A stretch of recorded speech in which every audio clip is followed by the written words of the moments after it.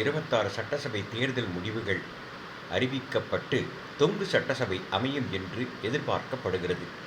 இதில் விஜய் அவர்கள் 11 உறுப்பினர்களின் ஆதரவுடன் ஆட்சியமைக்க முயற்சி செய்து கொண்டிருக்கிறார். இதனிடையே நாம் தான் தேர்தல் கணிப்புகளை தவறாக புரிந்து கொண்டுள்ளோம். ஏற்கனவே மார்ச் மாதமே பிரசாந்த் கிஷோர் அவர்கள் தெளிவாக குறிப்பிட்டார், விஜய் அவர்கள் தனியாக ஆட்சி அமைப்பார் என்று. இது மட்டுமல்ல, துக்ளக் பத்திரிகையில் பணியாற்றும் எனது அருமை நண்பர் ஒருவரும் குறிப்பிட்டார், விஜய் அவர்களுக்கு நல்ல ஒரு எதிர்காலம் இருக்கிறது என்று. ஆனால் அவரும் தவறாகவே கணித்தார்.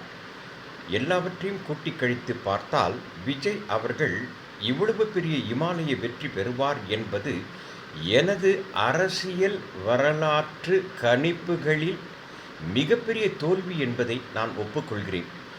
நான் கடைசி வரை விஜய் அவர்கள் தனித்து ஆட்சி அமைப்பார் என்று அறுதியிட்டு சொல்ல முடியாத நிலையில்தான் இருந்தேன். ஆனால் தமிழக மக்கள் எல்லாவற்றுக்கும் ஒரு மிகப்பெரிய ஆச்சரியத்தை ஏற்படுத்தியது மட்டுமல்லாமல் ஒரு வரலாற்று சாதனை படைத்தது மிகவும் கவனிக்கத்தக்க விஷயம்.